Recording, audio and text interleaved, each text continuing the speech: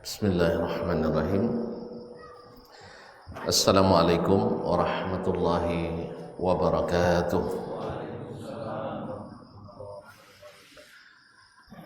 Alhamdulillahi rabbil alamin. Wa bihi nasta'in ala umurid dunya waddin. Ashhadu an la ilaha illallah wahdahu la syarika lah, al-malikul haqqul mubin, wa ashhadu anna Muhammadan abduhu wa rasuluhu as-sadiqul amin, sallallahu alaihi wa ala alihi tayyibin wa azwaji tahirati ummahatil mu'minin wa ashabihi al-qadatil ghurril mayamin wattabi'ina lahum bi ihsanin ila yaumiddin. Amma ba'du, fa usi nafsi wa iyyakum ayyuhal muslimun wa ayyatuhal muslimat bi taqwallahi azza wa jal rabbil ardi was samawat fa innahu qad fazal muttaqun. Ya ayyuhalladzina amanu taqullaha haqqa tuqatih wa la tamutunna illa wa antum muslimun. Bapak dan ibu-ibu, saudara-saudara dan saudari jemaah musalla atau bakal masjid Hamalatu al-Ilmi. Alhamdulillah, Ustaz John bersemangat ya, kata puilo di ruang bahasa ya, coba lo ruang bangin angin. Nah, jadi ternyata lama lo bangin angin lo Ustaz. Masya Allah, tabarakallah. Nah, segar Masya Allah dan asli alami.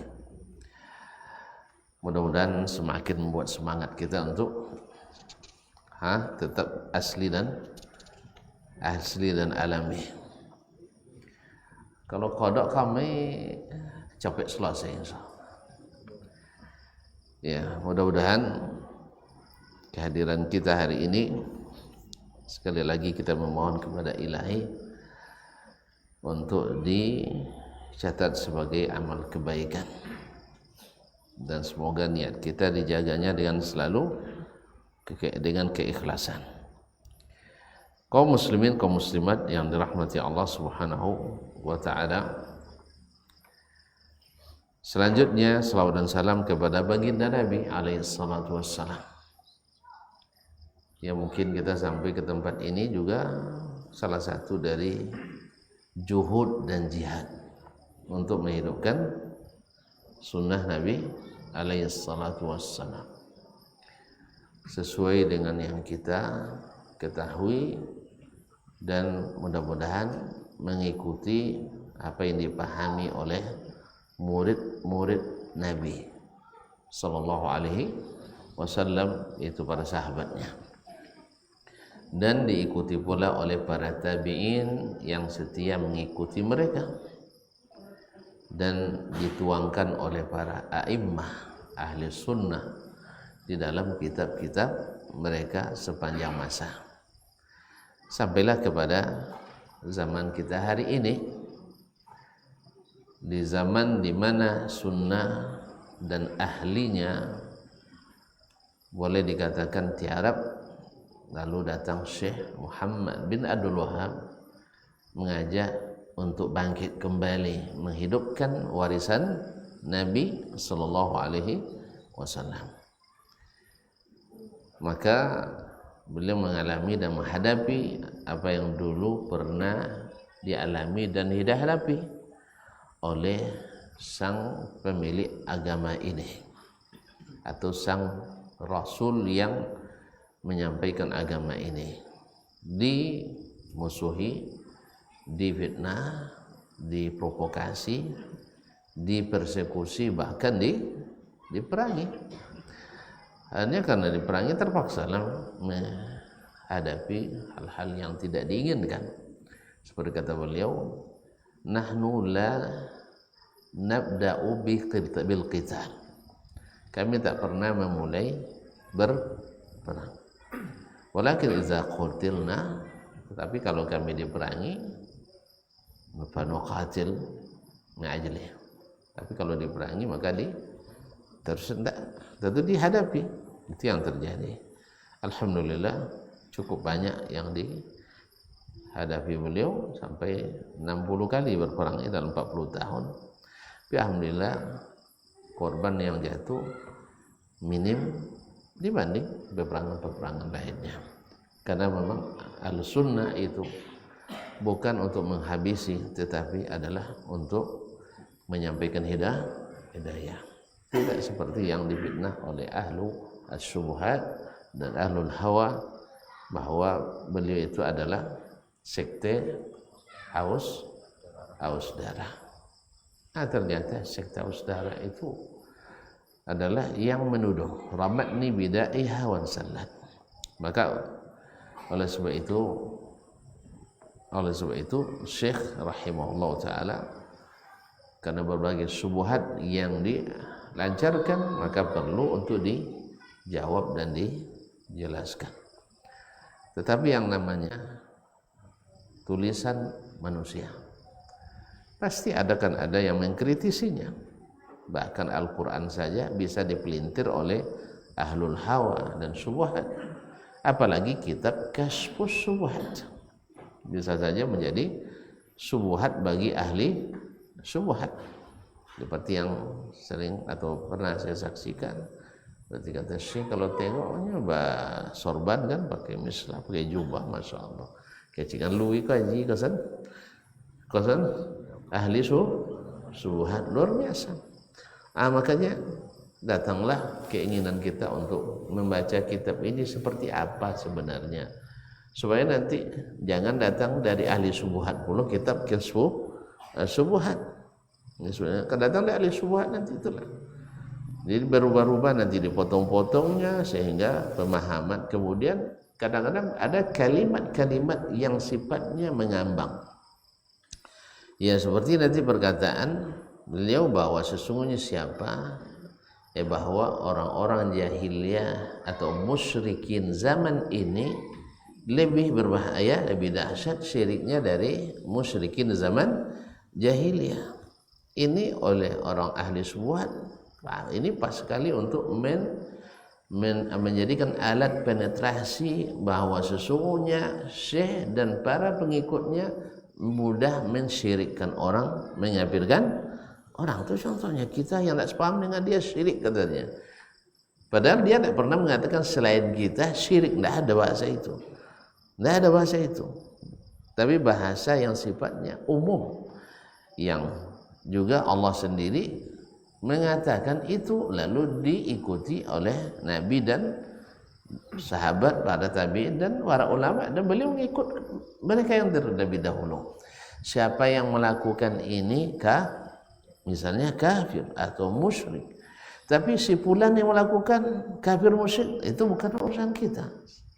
Cuman itulah, kalau orang yang tidak bersalah, tentu orang cakap macam-macam, tidak ada dia masalah ya.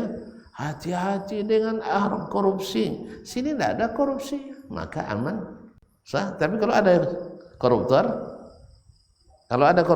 apa yang terjadi? Dia bilang macam ini jangan diundang-undang lagi ke sini, bahaya nih katanya, bahaya. Nah, macam orang ini jangan diundang-undang lagi ke sini, nanti bahaya. Kalau orang bicara tentang dosa, riba dan sebagainya, alhamdulillah kita tak ada yang suka meribah. Kalau begitu ampai dosa, tauin dosanya kan itunya. Tapi kalau ada tukang ahli riba di situ, tersinggung. Jangan-jangan saya yang dituju, dibilangnya awak tidak masuk surga katanya. Kan dibacakan hadis la yadkhulul jannata qattat. Orang yang suka riba, mengadu domba, tidak akan masuk surga. Lalu karena dia suka riba, dituduhnya kita mengatakan dia masuk neraka. Itu yang masalah. Itu yang terjadi dari kaum muslimin dan muslimat. Maka oleh sebab itu kita upayakan untuk membaca sedikit-sedikit. Tidak boleh banyak-banyak ngaji, banyak sedikit-sedikit. Cuman kemarin melihat muqaddimah yang ditulis oleh muhaqqiq atau syarahnya, ada baiknya kita mulai dari situ, karena barangkali ada istifadah kita daripadanya. Karena antara orang yang mentahqiq dan sering menamatkan kitab ini dengan kita yang sekali-sekali membacanya, barangkali tentu mereka lebih menyelami isinya, dan dari situ kita memahami insyaallah taala. Kemarin al-muhaqqiq mengatakan dinu Quraisy wa dinu Muhammad, agama orang Quraisy dan agama Sayyiduna Muhammad sallallahu alaihi wasallam. Kan kita heran sebenarnya, bukankah Nabi Muhammad dulu orang baik-baik, orang yang dipercaya, orang yang otaknya cerdas. Buktinya bila terjadi masalah, kasus bagi mereka, mereka ridha Nabi Muhammad jadi tukang pengadilnya.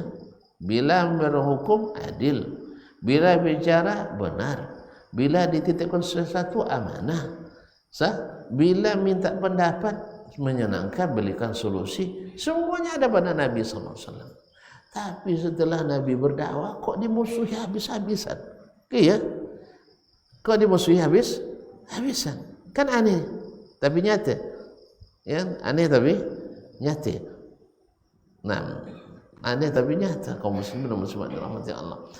Rupanya memang ada perbedaan prinsip antara agama yang mereka anut dengan dakwah yang disampaikan Nabi sallallahu alaihi wasallam.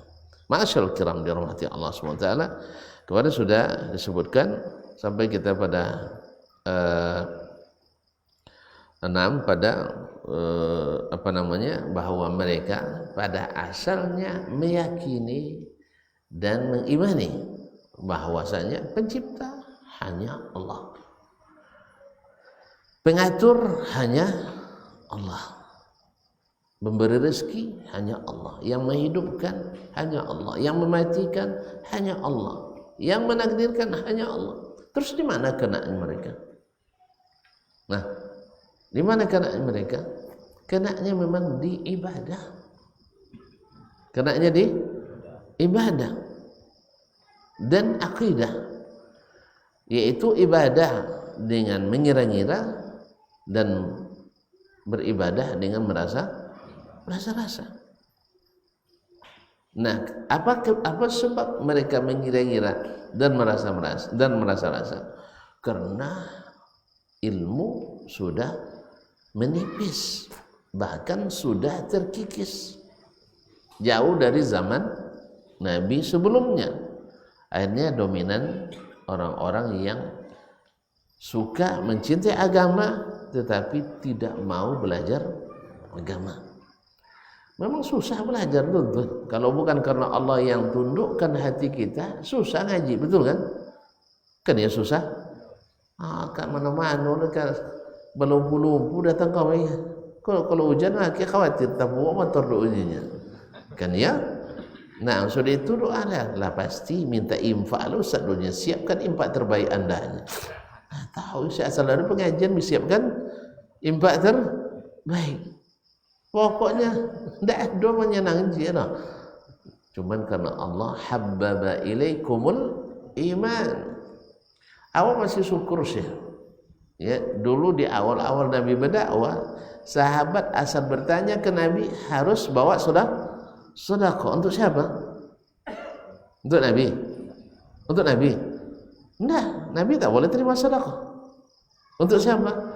Untuk dakwah. Nak tanya, kalau gitu loh. Gitu dulu. Iya, itu disebutkan dalam Al-Qur'an. Al-Ghazali disebutkan dalam Al-Qur'anul Karim. Siapa yang bertanya harus bawa sedekah.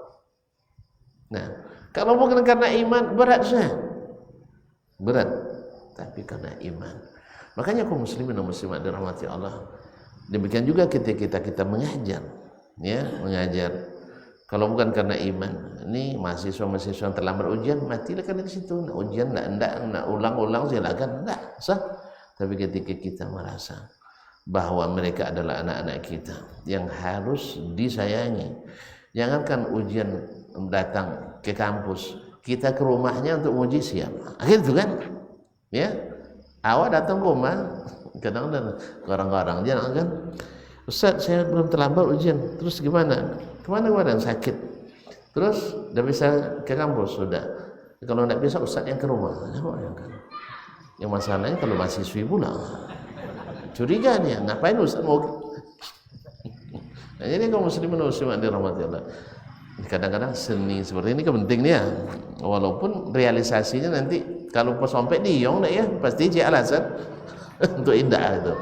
Tapi kan dek tuan maksud tidak kan diong dah, cumannya senang. Pasti senang ketika dapat kerja, dapat tawaran macam itu, suka tak? Suka kita. Nah, jadi kaum muslimin dan muslimat dirahmati Allah. Apa sampai situ cerita? Hah? Mana simpang man? Tunjuk man. Di mana simpangnya tadi? Hah? Itu salah kalau lewat bocito. Lupa kaji. Di mana simpang? Hah? Itu. Masya Allah. Hasan tu. Jadi kadang-kadang kalau bukan karena Allah yang membuat kita mencintai mengaji ilmu ini, berat. Sudahlah nanti Allah tentu hukum dakwah lah. Aman-amannya lah tentu hukum. Lah mulai gelisah apa cara ini ya. Tidak tahu kecuali dari hasil itu. Kan berat. Nyosen ngaji dia apa itu nya haram pun bosan. Sodono makan haram. Kami kemarin ke suatu daerah ya, ada apa tuh? Dia ustad ini kadang ustad kan memang tak maaf juga kami banyak je salah kami. Kadang coro nyompen, kadang kuang ngono gitu. Ya ibarat mancang ya. Bota katu scan lah betul tu sumbiang malah inyo ndak dapat tapi nyalah losi datang. Kan dia lapenya makan dulu sorongnya selajang sudah itu bu. Kemudian engwi belah ambil. Kalau ndak putri pula ya kawe awak hilang tan silabi piumpan ndak dapat ikan ndak dapat. Itu yang terjadi. Dulu beliau yang suka membiayai kegiatan-kegiatan dakwah, tapi dia saudara awak salah mungkin cara apanya, anda ndak nato jelinya, ndak noto deh ngaji je ndak amun. Jadi kan satu masalah jadinya. Tapi alhamdulillah kemarin ndak bertemu saya, alhamdulillah diusahakan untuk dinetralisir. Ini kadang-kadang kaum muslimin sekian aja salah kami juga banyak mabuk ya, banyak mabuk jemaah ya. Misalnya kan itu. Tanya Datuk satunya, apa hukum tu Ustaz ni? Jawab, haram Datuknya. Sosok 3 bulan yang lalu Ustaz sebut halalnya. Ya. Kan ya. Ini apa dia maksudnya potong haram kini halal atau sebaliknya. Awak dia di tengah orang dapat sabut macam itu dia kan wangi lagi nya. Datuk nak ngerti, misal kan. Itu sudah dah ngaji soalnya. Jangan ngaji dah. Ustaz nak joleh citornya, Ustaz nak joleh citornya. Makanya kadang-kadang perlu kita dalam menjawab, iya, ibaratnya seperti tadi, inyo ndak kalah, awak ndak loh. Inyo ndak kalah, awak ndak loh. Hah? Apa tu buruk? Inyo ndak kalah, awak ndak loh menang dah. Ya sama-samanya, atau sama-sama menang. Nandinya diangguang dia awak dion. Kan itu. Ya kan tak sadar. Itu jalan tentu sampai yang mudah-mudahan mungkin Datuk salah dongong atau dia yang salah sambut. Kan boleh keduanya. Inyo salah dongong atau dia yang salah sambut. Dan itu sering terjadi di majelis. Nah, kembali kepada Nabi SAW. Orang-orang jahiliyah dulu mengaku itu. Tapi kenapa Nabi menghidupkan itu? Mereka tentang. Kenapa? Sebab mereka antara keyakinan Allah sebagai pencipta, Allah sebagai pengatur, Allah sebagai memberi rezeki dengan hak Allah yang harus diberikan. Ya, kan yang berjasa harusnya dia sendiri yang dipuji, bukan yang tidak berjasa. Dia yang memberi harusnya proposal diajukan ke dia, jangan ke yang lain. Ini enggak. Misalnya Allah yang memberi, lalu dia syukuran, bukan Allah yang disyukurinya. Ya, pahamannya? Ya, misalnya abang dapat zaki deh ambo, misal. Kalau dapat boleh, cicik contoh aja ilustrasi. Dapat zaki deh ambo misalnya sekian. Tu bang buat syukuran. Ya, makan-makan mau samu rumah, undang jemaah sodok, tiba dia tak mengundang. Paham ya? Nah, Allah yang memberi semuanya. Lalu yang kita berterima kasih, berkorban untuk selain dia. Marah Allah enggak? Marah Allah. Itu yang masalahnya. Yang mengabulkan doa Allah, tapi dia minta kepada selain Allah. Padahal Allah menyaksikan itu semuanya. Mintanya kepada selain Allah. Di situ kenanya mereka. Kenapa kok bisa mereka minta pada selain Allah? Jadilah subhan. Itu yang akan diungkap atau disingkap nanti insyaallah taala. Kemudian Syekh Muhammad bin Rahman bin Qasim rahimahullah mengatakan, qultu wa sami'tu ahada haula yashra'u haditsan yurwa fi fadli lailatul nisfi min Sya'ban. Wa nassuhu, saya mendengar salah seorang dari mereka. Siapa mereka? Ahli subhan. Nah, ketika mensyarah hadis tentang fadilat malam pertengahan Sya'ban, malam pertengahan bulan Sya'ban, ada fadilatnya? Kau tahu di bulan Sya'ban soal bahwa apabila idza ja'at lailatul nisfi min Sya'ban itta'ala Allahu ala ibadihi, Allah memperhatikan hamba-hambanya, fayaghfiru likulli abdin, maka diampuni bagi semua hamba, illa li musyrikin au musyahin, kecuali orang musyrik dan orang yang berbantah-bantah. Musyahin, orang yang berbantah-bantah. Keduanya, musyrik jelas tidak ada ampunan sama sekali. Orang berbantah tidak akan diampuni sampai dia berdamai kembali. Ada yang terbaik yang memulai salam lebih dahulu. Nah, kalau mulai salam tu tak jawab dia, awak dah tuju dulu bang. Ya. Lawak bonya bahasa bapa elok tak je jawab mo dah. Awak nak je salah leh. Ya. Wak bonya sama makan tak jawab mo dah. Tak je le boleh wak undangnya tibanya boleh tak diundang wak, tak je salah leh. Ya bang ya. Jelas? Nah, ini malam Lailatul Nisfi Sya'ban diampuni kecuali bagi orang musyrik. Nah, apa pembagian musyrik bagi dia? Bagi mereka. Ya, apakah sama dengan pengertian musyrik bagi musyrik dalam pandangan Allah dan Rasul, atau beda dengan apa yang dia pahami? Kaum muslimin dan muslimat dirahmati Allah, fafassarul musyrik, lalu dia menafsirkan bahwa orang musyrik itu bi'annahu syakhsu idza ata ila sahibil qabri, yaitu seseorang apabila datang ke kuburan. Tentu kuburan bukan sembarangan, mesti kuburan ya keramat, kuburan syekh, wali, habib. Naam, ke kuburan syekh, wasajada lahu, dan sujud kepadanya, wasa'alahu jalba naf'in aw kasfa dharrin, fahadha huwa syirku. Ini yang disebut dengan syirik. Naam. Wa qala asy-syari'u aidan, berkata pensyarah yaitu Syekh Muhammad bin Ibrahim al-Syekh, cucu dari atau cicit dari Syekh Muhammad bin Abdul Wahab, mufti Arab Saudi dulu sebelum Syekh Ibn Baz rahimahullah taala. Dia berkata pula, katsiru mimman yantasibu ilal Islam min hadzal ummah laisu 'ala ad-din. Banyak orang yang menisbatkan diri dari umat ini kepada Islam, tapi mereka tidak di atas agama Islam ini. Mereka tidak mengikutinya.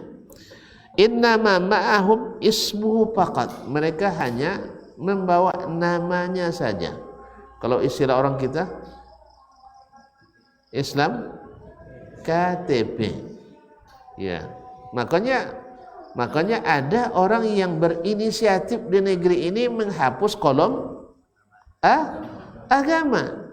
Ya, supaya nanti tidak berbeda lagi mana Islam, mana yang bukan Islam. Ya, mereka ingin campurnya lah. Ya, kalau Islam mati di kuburan orang tidak Islam, atau orang non Muslim kuburan itu yang mereka inginkan. Nauzubillah.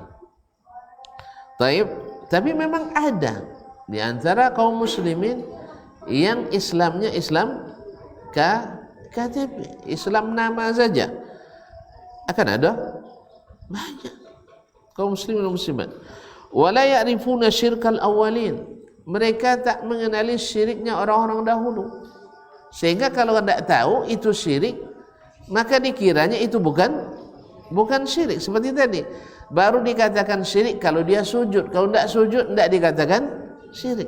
Padahal berdoa saja kepada selain Allah itu sudah syirik, walaupun tidak sujud. Dia mengkaitkan yang sujud sama dengan mereka mengatakan bid'ah. Tidak ada bid'ah dhalalah kecuali salat subuh 3 rakaat katanya. Tidak akan bawa subuh bid'ah. Tidak akan bawa mengatakan salat subuh 3 rakaat. Ya, iblis saja tidak pandai buat 3 rakaat subuh dulu. Karena dia tahu tak akan ada satu pun orang yang menerima subuhat seperti ini, tidak subuhat lagi nama kebatilan yang nyata. Dan fitnah dan bid'ah dhalalah itu datangnya bukan yang jelas-jelas itu. Pasti ada unsur benar dan ada unsur salah. Di situ baru lahir bid'ah itu. Kalau yang jolin-jolin kan ada salat Isya wa wali angka salat Isya sebelum mugaib sebelum subuh. Ada kena wa bin aturul kaum muslimin dan muslimat. Sebab kalau adanya kalau dari Islam. Keluar mereka dari Islam. Nah, antu derunya ndak kan mau nyembuh era. Tetapi apa dibuat hal-hal yang seperti tadi subuhat. Nah, kemudian wasyirku ahli hadzal zaman, dan mereka tidak tahu pula syirik ahli zaman sekarang. Walau arafuhu lawajaduhu huwa. Kalau mereka mengenal syirik orang dulu dan membandingkan dengan syirik orang sekarang, ternyata inyo jonyo. Huwa inyo jo. Tidak berbeza. Nah, bal syirku musyriki hadzal asmina a'zamu bikatsir. Bahkan syirik orang zaman sekarang lebih dahsyat dari syirik orang jahil. Kok bisa? Kok jangan sobat syirik? Karena awak adanya. Bukan itu maksudnya lah. Kita menyebutkan syirik orang sekarang. Kalau tuan-tuan masuk, copet dihilangkan rasa itu. Nah, syirik orang sekarang lebih dahsyat. Apa sebab? Orang dulu ketika waktu lapang baru mereka syirik. Orang sekarang di waktu sempit pun tambah syirik. Coba bayangkan, kalau kau dalam keadaan sulit, ingat guru ya. Bukan ingat Allah yang disuruh. Ingat guru.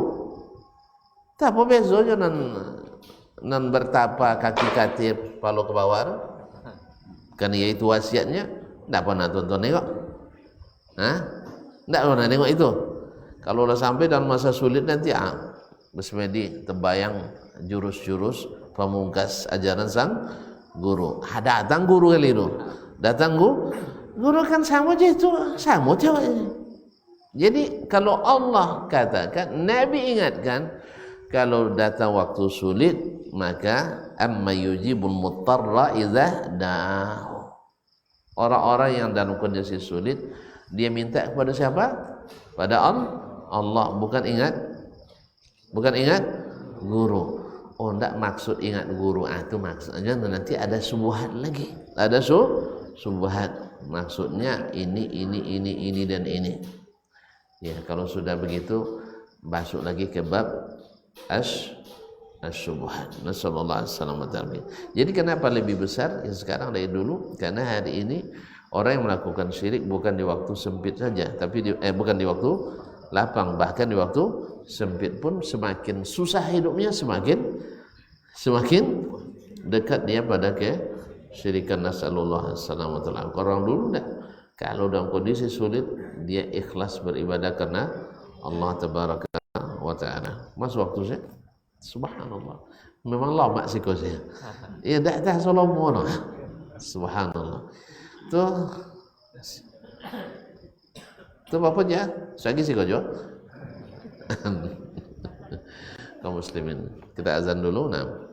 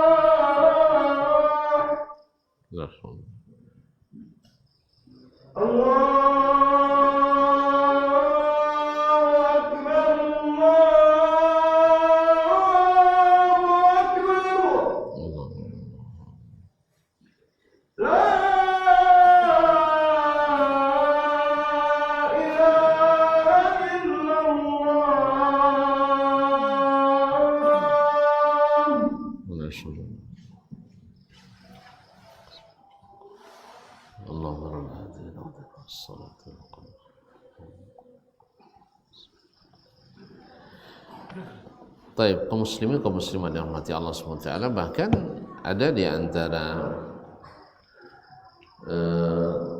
kaum muslimin, di antara orang-orang yang melakukan perbuatan syirik itu ya, di waktu senang dan di waktu susah. Kalau orang-orang jahiliyah hanya di waktu senang.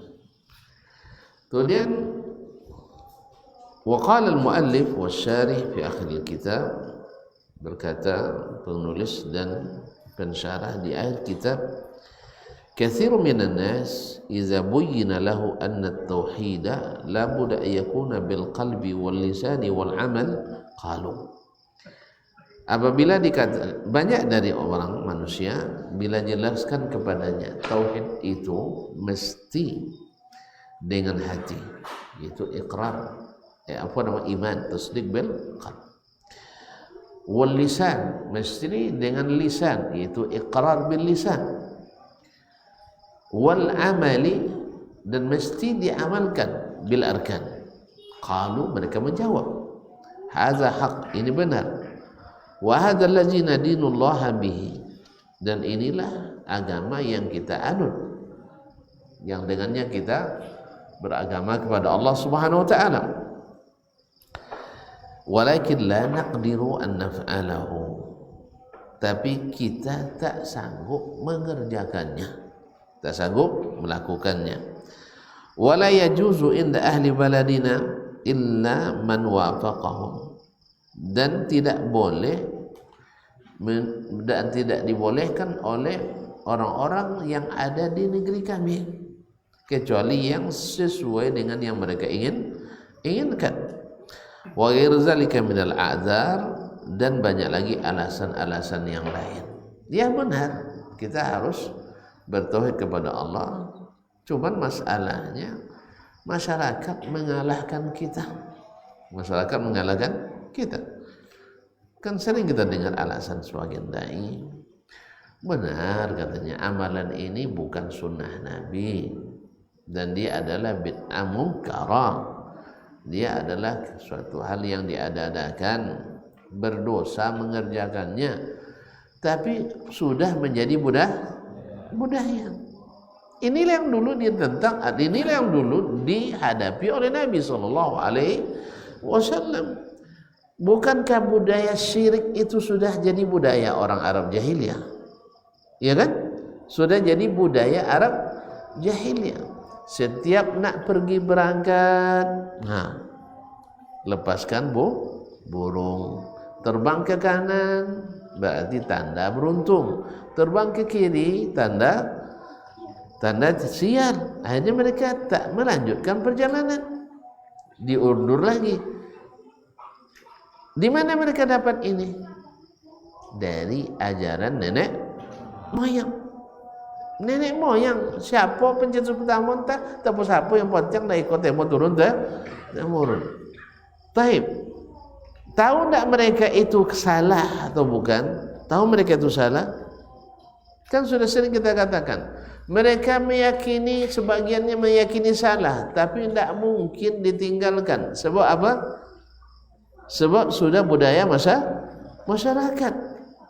Budaya masyarakat seperti itu. Maka mereka hanya tinggal mengikuti. Tidak ada yang berani. Akhirnya Nabi SAW diwajibkan Allah untuk berani untuk menyampaikan itu. Resikonya tadilah kan dalam tanda petik ya, tak buang di kampung. Dalam tanda petik ya. Bagaimana tanda petiknya? Ini hanya sekadar anekdot saja. Seolah-olah Nabi itu jadi orang terbuang di negerinya. Buktinya kan itu alasan. Kalau tidak kan sama kaji kami bangkit dari Siko dari Mekah ini. Kalau dong jodoh gini ya. Kalau kalian nak mau berubah kaji yang ada di Nusantara ini, pergi dari Nusantara, nyamaknya punya. Jadi bahasa ini bahasa jahiliyah. Harusnya Kalau orang yang berilmu dan ilmiah, woi kalian menyalahkan kami, ini alasan kalian, ini alasan kami, selesai. Adu kedua dalil itu. Tapi karena memang tidak punya dalil, yang punya hanya dalil, akhirnya itu yang keluar. Kalau kalian nak merubah-rubah kaji kami, keluar dari pindah ke Arab sana. Nyawa di Arab situ kan kajian kan di temo aja deh orang Indonesia. Ndak usah doang Arab dulu jangan ikut Nabi dulu dah. Kan ya? Bahkan di Arab Saudi sendiri kalau bukan karena kekuatan pemerintah menegakkan Al-Quran dan Sunnah Nabi sallallahu alaihi wasallam, sebanyak-banyak mereka benci gak sunnah roh. Khususnya mereka yang memang tumbuh dari kalangan nenek moyang, warisan nenek moyang masih ada. Ya orang-orang yang maulid Nabi secara sembunyi-sembunyi, ya sambil itu tuh ada. Bukan tak tentu deknya. Kalau nanti CPT sanang situ sana mau Ibu Rial sekali hadir dulu. Iya adornya. Nya ada kawan pai dapet kan. Nya memang Habib tuh yang kayunya lawe kebun korma kan. Vilanya gaknya di longkongan tempat tinggalnya aja lagi 2 hektar gaknya. Jadi memang pagaunya bang ancak pada umawa ahli pagau itu. Jadi kada lalu situnya. Kawannya ikutnya kalau mulai Nabi dumainya banyak juga hadir loh orang dari keturunan enggak yang asli kita. Ya, ada yang Arab pesek lagi. Ada Arab ancung gitu. Jadi kalau hadir di Baibiti di Baibiti. Nah, jadi setiap gila enggak pernah apa itu bang. Ini mau lihat tahun saja saya tahun 5.000 banyak juri ya. Jadi kaum muslimin ada yang mencemooh Syekh bin Baz, ada. Ya, ada di keluarga, cuman mereka alhamdulillah karena kerajaan masih berundang-undang dasarkan Al-Quran dan Sunnah Nabi SAW dan mengikuti pemahaman as-salaf. Cuman apakah semua mereka? Tidak. Ada yang dalam hatinya itu, kalau dia diberikan kesempatan, dia akan membuat suatu gerakan-gerakan yang tidak ini. Pernah, subhanallah, pernah di perusahaan minyak itu Arab Amerika itu, salah seorang manajernya orang Syiah, maka dibuatnya security-nya juga semuanya, hampir semuanya orang Syiah, khususnya yang di depan. Pas ada rekrutmen pegawai besar-besaran sekitar 300 orang lah lebih kurang. Ya, mereka sudah punya kode di depan security. Siapa yang dapat kode itu pasti Syiah masuk. Yang tidak dapat kode ditolak masuk oleh security-nya dengan berbagai. Dan dibuatnya alasan karena manajer di dalam ada orang Syiah, satu dari sekian banyak manajer, satu cuma. Akhirnya ketika pengumuman lulus, dilihat latar belakangnya semuanya orang Syiah yang diterima. Kayaknya beberapa orang yang pakai koneksi, ada mama situ kan, ada tua dan sebagainya, masuk, tidak lewat apur, tidak masuk, tapi berkas masuk. Tapi kebanyakan ratusan orang, lebih dari 200 Syiah semua. Akhirnya curiga direktur utamanya, ada masalah. Rupanya ditelisik, ternyata memang seperti itu. Ternyata ada kode-kodean mereka. Jadi di dalam tubuh mereka bukan tidak ada penyakit. Banyak orang-orang yang sedang menanti-nanti runtuhnya kerajaan ini. Makanya yang mengatakan sebentar lagi Arab Saudi akan hancur, itu tidak ada koneksi di situ doang pada pahamnya enggak? Artinya ada orang-orangnya di sana yang memang berdoa setiap saat mudah-mudahan kerajaan ini hancur. Lalu siapa yang akan mengambil? Ya kalau tidak Syiah berarti orang Sufi. Kalau Sufi lah banyak loh kuburan soalnya. Kuburan Nabi jadi tempat destinasi wisata religi. Kemana aja ziarah kubur Nabi? Tidak hilang nanti masjid Nabawi. Mereka sampai pertama sampai ke Madinah apa cek deh kuburan Nabi. Nyo banyak nyampein salam ke Nabi nya. Jadi dak ke masjid Nabawi. Jelas ya. Dan itu terjadi dulu di masa-masa sebelum kerajaan Arab Saudi berdiri. Banyak di Baqi itu semuanya ada kuburan yang di simin, yang di keramik, yang di granit. Ada gantung kalau mahal, kalau kayu pemilih kayu pula anjak kuburan. Tapi setelah kerajaan Arab Saudi berdiri, semua itu dihilangkan. Akhirnya seluruh orang sufi dunia merasa tersinggung, dengan alasan menghilangkan situs-situs bersejarah. Itu masalahnya. Nabi SAW perintahkan kepada Ali bin Abi Thalib, kuburan dimanapun engkau temukan ada dibangun, runtuhkan. Kalau ditinggikan, ratakan. Itu perintah Nabi kepada Ali. Itu bisa ada buat woi, enggak, kalau tuan-tuan minta fatwa sekarang saya larang. Sebab itu bukan wewenang kita. Jelas. Nabi memerintah sebagai kepala pemerintahan, Ali sebagai pejabatnya. Nah, kalau ada bupatinya, awak buat. Kan dia kalau bupatinya awak lakukan. Tapi kalau togang bupati dah bayar dah, jangan buat dah notor dah. Cuman kalau ada yang bertanya, Buya, kuburan mak kami ancak tiap, boleh kami untung ancak roh mantap. Apa caranya? Tapi mondiang dah dapat dia, jangan kata gedek kuburan untung lah keluar keluarga baca baik lah gara-gara itu urusan. Enggak. Jadi memang yang melakukan itu adalah yang punya hak eksekusi. Kalau enggak kita yang kena persekusi bang. Jelasnya. Jadi itu yang dilakukan. Akhirnya mereka merasa kehilangan situs-situs sejarah. Maka dendam membara. Berdoa siang malam mereka supaya kerajaan ini jatuh. Karena apa? Karena memang boleh dikatakan di dunia yang dasar negaranya Al-Quran Sunnah hanya Arab Saudi. Dan satu-satunya negara yang ulamanya tidak mau menerima orang Syiah adalah Arab Saudi. Kalau kita alhamdulillah mesra-mesra sama Syiah. Kan ya, sama mengkultuskan imam.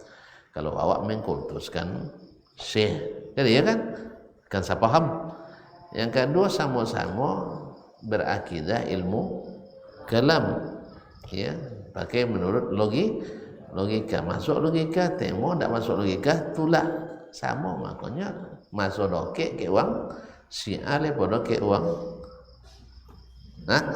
ke uang dia sampai lu sunnah wangi ke uang habis Allah musta'an. Ya tuan-tuan tak harus sunnah. Apa sebab? Tentunya tuan-tuan kau tidak dianggap ahlu sunnah. Tentu sebabnya nah habis sampai gini. Subhanallah, tuan-tuan ini tidak asli ahli sunnah. Apa sebab? Tidak menerima bid'ah hasanah. Kan ya tuan-tuan ada bid'ah hasanah. Nah itulah tu salah. Ini kalau mau nak jadi ahli sunnah wajib menemo bid'ah hasanah. Kalau tidak ada ahli sunnah, selama tuan-tuan bertahan tidak nemu bid'ah hasanah, tuan-tuan tidak masuk ahlu sunnah, ahli bid'ah. Paham ya? Ini contoh itu dulu Imam Ahmad tentunya mana nyunainya berdawak. Weh, Imam Ahmad mana ahlu sunnahnya berdawak. Ahlu sunnahnya lah. Nah, awak ngontang gini ya, tanggung. Coba bayangkan beliau, ya subhanallah, tapi jelas salah paham kau dan sabu itu. Nah, beliau dianggap oleh pentolan ahli bid'ah sebagai ahli bid'ah.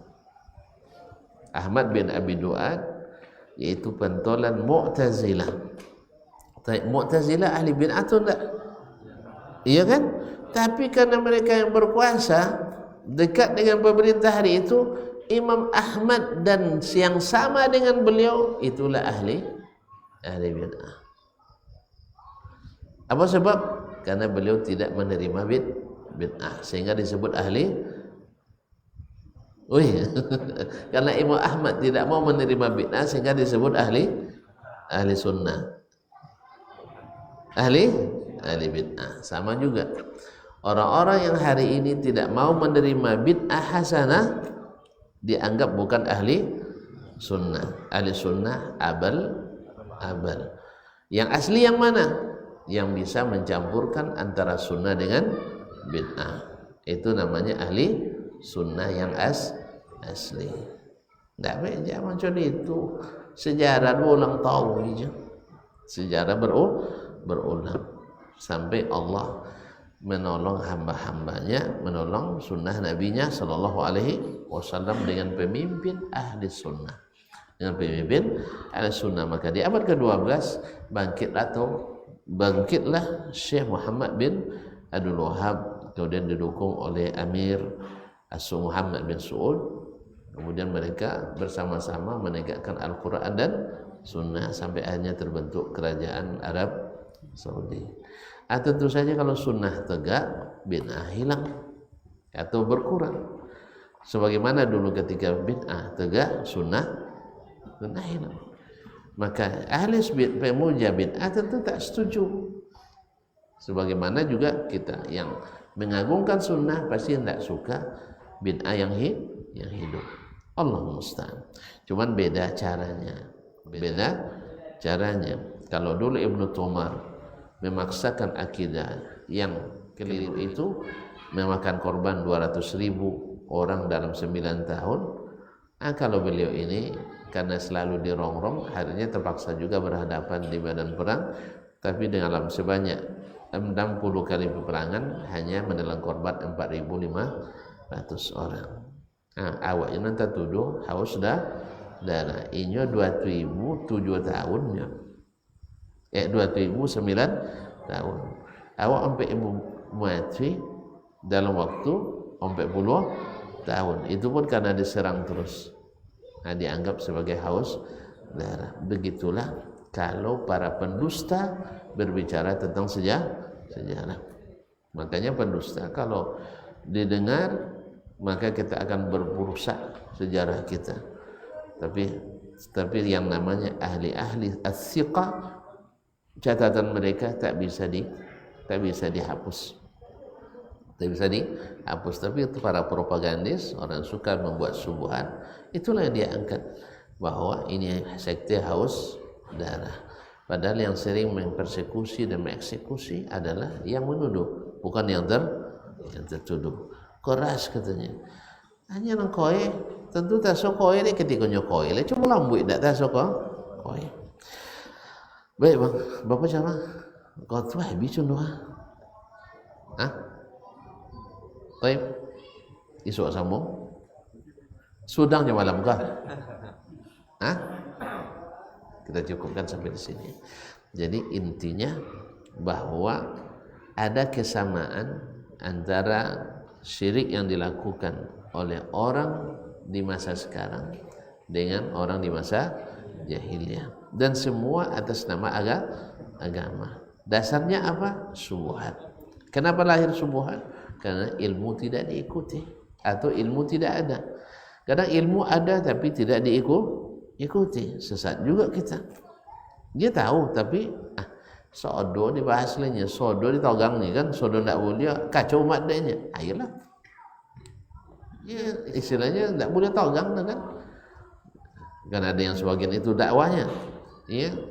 Ini nikah boleh juga nikah, lanjut juga nikah, tak apa juga. Pokoknya orang diwang dianggong nawak dilalui.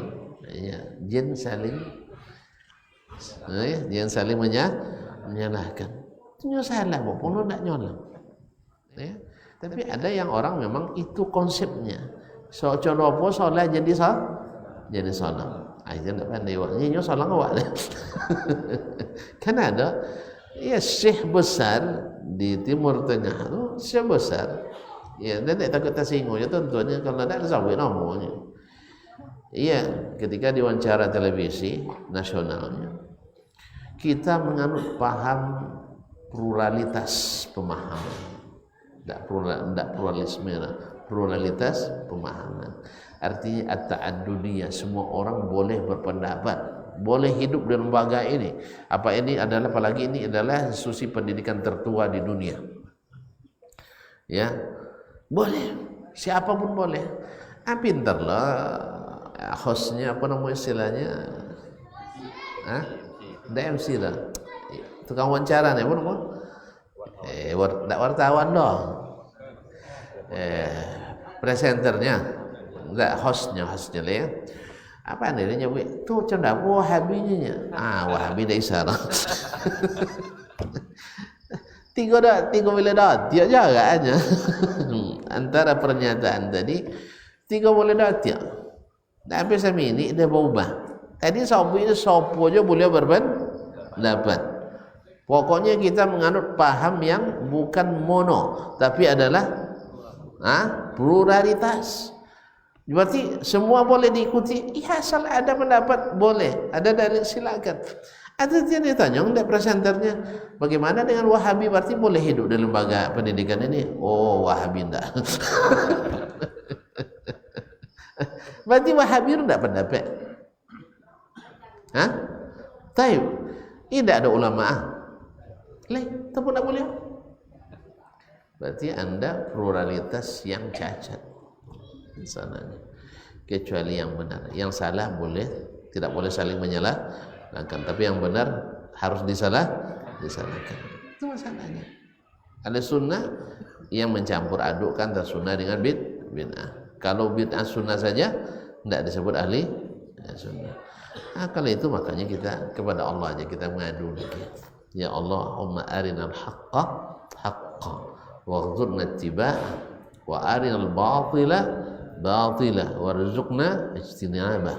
Ya Allah, bertunjukkan kepada kami hak itu hak dan beri kekuatan mengikutinya, dan tunjukkan yang batil itu batil dan berikan kekuatan untuk menjauhinya. Itu ya. Harap hukum manusia seperti tadilah. Dia ketika Mahkamah Agungnya waktu itu orang Mu'tazilah jadi ahli sunnah. Imamnya ahli sunnah Ahmad bin Hanbal, Asy-Syafi'i, Al-Buwaiti dan seterusnya dianggap ahli bid'ah. Apa sebab? Karena mereka tidak menerima pemahaman bid'ah. Karena tidak menerima bid'ah dianggap ahli bid'ah. Oleh sebab itu, tapi ketika sunnah atau ketika pemimpinnya ahli sunnah, khususnya di masa awal di Khulafa ar-Rasyidin dan Khalifah setelahnya, belum masuk pemikiran-pemikiran asing ke dalam dunia Islam, maka sunnah itu hidup. Seperti di zaman Khulafa ar-Rasyidin, kemudian di zaman Khulafa Bani Umayyah, walaupun terjadi pergulatan dan sebagainya, tetapi mereka di atas agama yang hak. Lalu setelah Bani Abbas terjadi hal yang terjadi, pemaksaan terhadap akidah yang tidak pernah diyakini oleh Nabi dan para sahabat. Tapi alhamdulillah sebagian besar umat Islam waktu itu tak mengikutinya, cuman tidak bisa bersuara keras dan lantang seperti sebelumnya. Tapi alhamdulillah sampai abad ke-5 sunnah masih sangat eksis. Abad ke-6 dah mulai ini, abad ke-7 masuk ayam ahli kalam, dan Allah musta'an.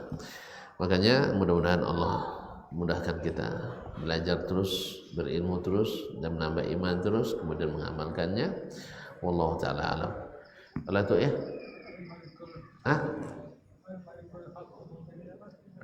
Al-Malik raja, Al-Haq yang hak, Al-Mubin yang nyata.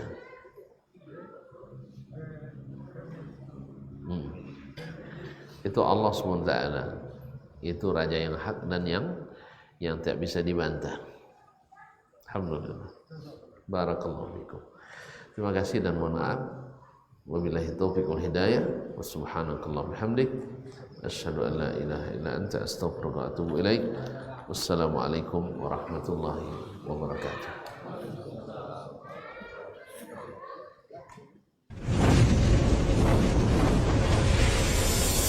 Baba TV Sunnah, belajar agama baru alim.